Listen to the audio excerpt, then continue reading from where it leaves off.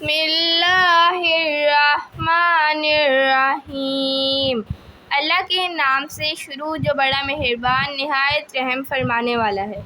اذا زلزلت الارض زلزالہا، جب زمین اپنے زلزلے سے پوری شدت سے ہلا دی جائے گی۔ وَأَخْرَجَتِ الْأَرْضُ أَثْقَالَهَا، اور زمین اپنے اندر کے تمام بوجھ باہر نکال پھینکے گی۔ وَقَالَ الْإِنسَانُ مَا لَهَا، اور انسان کہے گا کہ اسے کیا ہوا ہے۔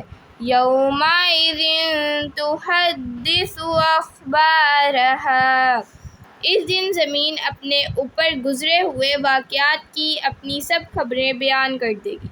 بِأَنَّ رَبَّكَ أَوْحَىٰ لَهَا، اس لیے کہ آپ کے رب نے اسے یہی حکم دیا ہوگا۔ يَوْمَئِذٍ يَصْدُرُ النَّاسُ أَشْتَاتًا لِيُرَوْا أَعْمَالَهُمْ، اس دن لوگ گروہ گروہ ہو کر آئیں گے تاکہ انہیں ان کے اعمال دکھائے جائیں۔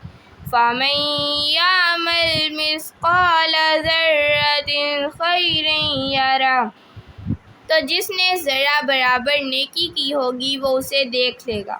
وَمَن يَعْمَلْ مِثْقَالَ ذَرَّةٍ شَرًّا يَرَهُ، اور جس نے ذرہ برابر برائی کی ہوگی وہ بھی اسے دیکھ لے گا۔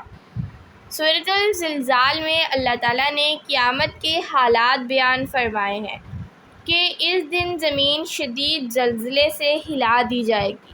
وہ اللہ تعالیٰ کے حکم پر اپنے اندر کی سب چیزیں یعنی خزانے اور انسان باہر نکال دے گی اور اپنے اوپر کی گئی تمام باتیں بیان کر دے گی۔ اس دن تمام انسان اپنی چھوٹی سے چھوٹی نیکی یا گناہ سب دیکھ لیں گے۔ ہمیں سمجھنا چاہیے کہ قیامت کے دن انسان کی وہ گناہ اسے دکھائے جائیں گے جن سے اس نے دنیا میں توبہ نہیں کی، کیونکہ سچی توبہ سے گناہ معاف ہو کر ایسے ہو جاتے ہیں جیسے وہ کیے ہی نہیں تھے۔